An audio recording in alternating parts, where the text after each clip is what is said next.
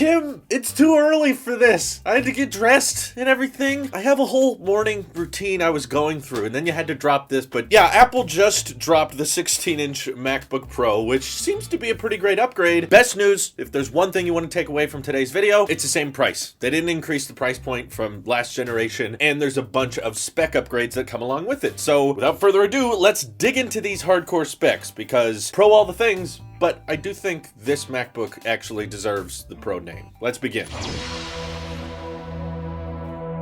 Alright, so bullet point specs that at the first time I saw them, someone posted them in the Discord and I was like, no, that can't be real, that's someone's concept. But this is actually real. For one, 16-inch display, same pixel density as before, but of course those thinner bezels. Marquez on his latest video about it actually said it sits within the same footprint as the 15-inch. I thought it might be a little bit bigger, but it is a tad bit thicker. It's a little bit thicker than before and a little bit heavier, so it's 4.3 pounds now. But yeah, the 16-inch display is the same brightness as before. It's just bigger now. So sorry, John Morrison, if you're pumped for those XDR specs. It's just bigger. We pretty much have the same CPU performance as before. It starts at a 6-core. You can upgrade it to an 8-core CPU, which is still really good, but that's not where the biggest upgrades came in. The biggest upgrades are now you can get 64 gigs of RAM within this 4.3 pound notebook, and a specification Apple's very proud of, and they're gonna make you know about it. 8 terabytes of solid state storage internally, which Apple now has the crown for most amount of storage you can pack in a MacBook. The reason I doubted these specs when someone first posted them in the Discord is the maxed out storage for the Mac Pro, the giant tower, 4 terabytes. So you're telling me the Mac Pro, which is coming out in December, by the way, Apple confirmed that today, and the Pro display, those are both launching next month, probably means December 31st at 11:59 p.m. But you're telling me I can get double the storage in a MacBook Pro for a mere $2,200. Yikes. But you can't get that internally on the Mac Pro coming out next month. I'm sorry. It made no sense to me. But yeah, if you want a ton of storage, MacBook Pro, I guess, is your best option. I mean, the iMac Pro can't even get 8 terabytes. Why does the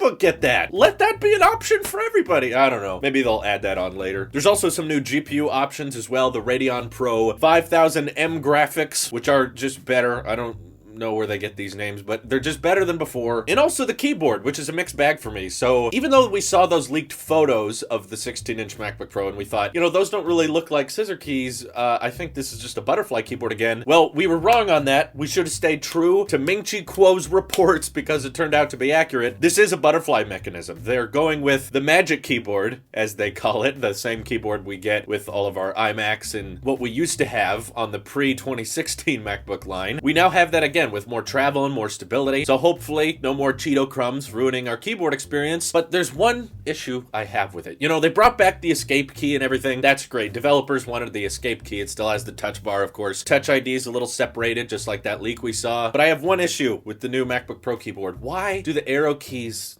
have to be thin like that and have this wasted space? You know, on the regular Magic Keyboard here, this is the one I use with my Mac Mini, they fill in those arrow keys all the way because it's more, you know, symmetrical and consistent with the rest of the keys. Why did they have to go back to the thin side arrow keys? I don't know why they did that. But aside from, you know, they're moving away from butterfly keys now. We have scissor key mechanisms, more stable, more travel. I think people will be very happy with that. It's a good keyboard change. I'm mostly happy with it, but yeah, I just wish you could make it a little bit bigger. You were already doing it, Apple, with this thing. Just put this keyboard on there. I don't know. Too late. It's still an upgrade, probably, for most people over butterfly keys. They also went a little bit further with the speaker system. So now there is 6 speakers within this MacBook Pro that apparently sound much better, which I would hope so if you're upping the speaker quality. I hope they would do better. And they also updated the microphones as well, which Marquez gave a little demo of in his video, which are supposed to be studio quality microphones, which it's a laptop, you know, it's not going to be studio quality, but hey, an upgrade nonetheless is appreciated of any kind. Where there was sadly no upgrade was the webcam, which people are still very, very upset about, including me. I would like to have better webcams in our laptops, but I guess it's just for FaceTime. So yeah, MacBook Pro webcam still kind of sucks. And also the 100 watt hour battery, which hilariously is the maximum size battery you can take with you on a flight. So luckily 16-inch MacBook Pro is still airline friendly, but they're at the max capacity here. This thing's shipping with a 96 watt USB-C charge brick, which interestingly is the exact same size as the 87 watt. So they did what Creed said on The Office and just made everything smaller, you know, just shrink it all down. That's a very fast charging port, you know, 96 watts to charge this thing. It's supposed to have better battery life as well, 1 hour longer than before, but